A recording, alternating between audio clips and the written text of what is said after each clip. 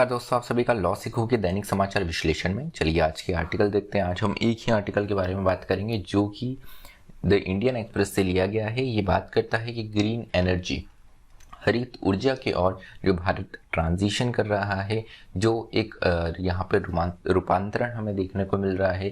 कैसे fossil fuel से, कोल से, जो कि अनवीकरणीय ऊर्जा के स्रोत से हम नवीकरणीय ऊर्जा के स्रोत की ओर बढ़ रहे हैं, जिससे हमारे पर्यावरण को कम से कम हानि हो। तो उस बारे में भारत का ट्रांजिशन जो है वो किस प्रकार से है, हाल ही में COP26 में जो भारत ने प्रतिज्ञा ली है उसके बारे में भी हम इस आर्टिकल में बात करेंगे। और इस ट्रांजिशन के बारे में, किस प्रकार से ये ट्रांजिशन भारत के लिए बदलाव किस तरीके से रहेगा, उस बारे में हम इस आर्टिकल में एक विस्तृत चर्चा करेंगे। तो चलिए मैं आगे बढ़ूँ उससे पहले मैं अपना परिचय करवाना चाहूँगा। मैं खुशवंत पवार। आप चाहें तो मुझसे ट्विटर और लिंक्डइन पर जुड़ सकते हैं।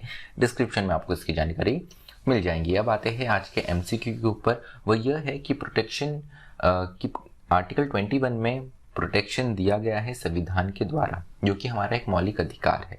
तो ये जो प्रोटेक्शन है ये किनको दिया गया है संविधान के अंतर्गत? आपको ऑप्शन ए है, ये सिर्फ सिटीजन्स अर्थात नागरिकों को दिया गया है। ऑप्शन बी है, ये सभी लोगों को दिया गया है। ऑप्शन सी है, ये विदेशियों फॉरेनर्स को दिया गया है। या option D, person under imprisonment, जो लोग कैदी है, जो प्रिजनर्स है, उन्हें ये अधिकार दिया गया है। तो ये जो प्रोटेक्शन है आर्टिकल 21 का, ये निम्न में से किसको दिया गया है ये आपको बताना है। आप उत्तर कमेंट बॉक्स में लिख सकते हैं। तो चलिए डिस्क्रिप्टिव क्वेश्चन की ओर बढ़ते हैं। वो ये है कि भारत ग्रीन एनर्जी कंट्री की ओर जो ट्रांसफॉर्मेशन कर रहा है, जो बदलाव कर रहा है, ये किस तरीके से ये बदलाव किया जा रहा है और कौन से ऐसी रुकावटें हैं जो भारत के रास्ते में आ सकती है, ये आपको बताना है 250 शब्दों में। तो चलिए आर्टिकल की ओर बढ़ते हैं। तो आज का जो हमारा आर्टिकल है ये भारत के ग्रीन एनर्जी की तरफ जो बदलाव कर रहा है भारत, जो ट्रांजिशन कर रहा है भारत, उसके बारे में बात करता है। समाचार में कैसे आया? COP26 की मीटिंग हो रही है। क्लाइमेट चेंज से संबंधित जो मीटिंग हो रही है यह स्कॉटलैंड में हो रही है और यही हमारे देश के प्रधानमंत्री ने G20 कंट्रीज़ के साथ में यहाँ पे नेट ज़ीरो की कमिटमेंट दी है। तो नेट ज़ीरो से अर्थात क्या है? नेट ज़ीरो अर्थात एक ऐसा टारगेट जिससे ग्रीन हाउस गैसेस जो ह्यूमन एक्टिविटी से हो रही है इसे रिड्यूस किया जाए, जिससे कार्बन उत्सर्जन जो है वो कम से कम हो जाए। तो ये होता है नेट ज़ीरो। तो नेट ज़ीरो का कमिटमेंट जो है भारत ने G20 कंट्रीज़ के साथ में ये दे दिया है। तो यहाँ पर क्या प्रॉमिस किया गया है? प्रॉमिस ये किया गया है कि हम 2030 तक यहाँ पर कार्बन एमिशन जो है ये 1 बिलियन टन तक कम करेंगे। उसके अलावा भारत ने ये भी प्रॉमिस किया है कि जो non fossil fuel energy capacity है इसको हम मतलब जो रिन्यूएबल एनर्जी स्रोतों से जो हमारी एनर्जी है, हम इसकी कैपेसिटी 500 गीगावाट तक बढ़ाएंगे। महत्वपूर्ण बात ये है कि India would also meet 50% of its energy needs by renewable by this time.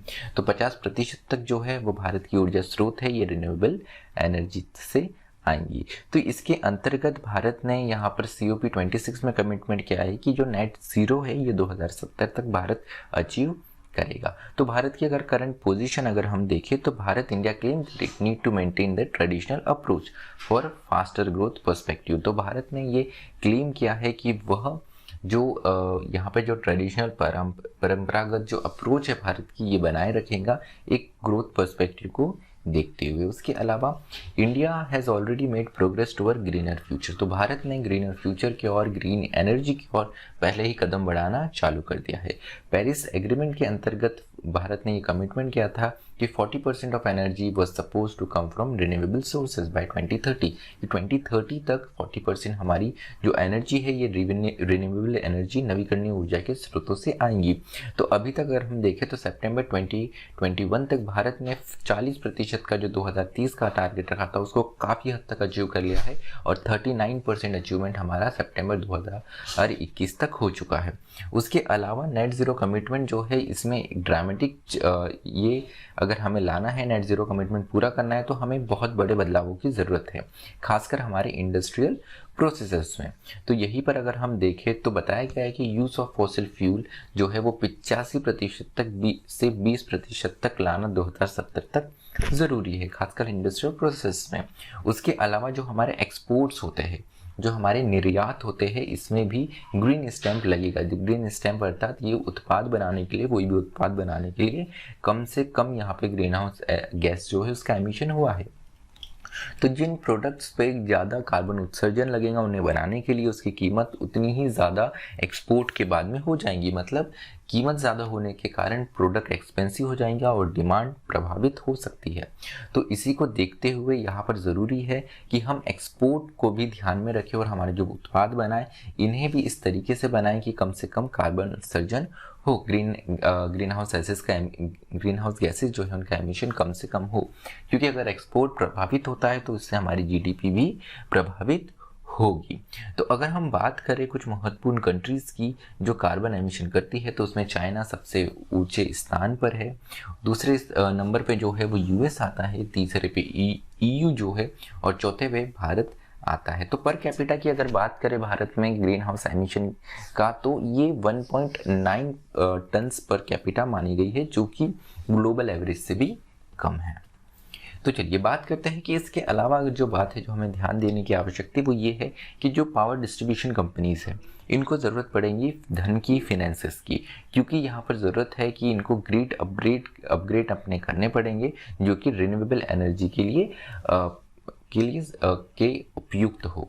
उसके अलावा यहाँ पे फेडरलिज्म संघवाद की भी बात की गई है कि केवल सेंट्रल गवर्नमेंट को भी नहीं, स्टेट गवर्नमेंट को भी यहाँ पर एक कोऑर्डिनेटेड इंस्टीट्यूशनल फ्रेमवर्क के साथ में आने की ज़रूरत है और जितने भी फाइनेंशियल कंस्ट्रेंट्स हैं उनको दूर करके ब्यूरोक्रेटिक सामंजस्य बिठाने की आवश्यकता है। उसके अलावा एनर्जी इन्वेस्टमेंट की ज़रूरत है कि एनर्जी सेक्टर में इन्वेस्टमेंट की ज़रूरत है। जैसे बताया कि पावर डिस्ट्रीब्यूशन कंपनीज जो है इनको अपने आप में काफ़ी अपग्रेड्स करने पड़ेगी, तो ज़रूरी है कि ऊर्जा स्रोत में यहाँ पे इन्वेस्टमेंट किया जाए। तो यहाँ पर इसकी जो रिक्वायरमेंट बताई गई है ये है 80 से 160 बिलियन डॉलर पर ईयर की।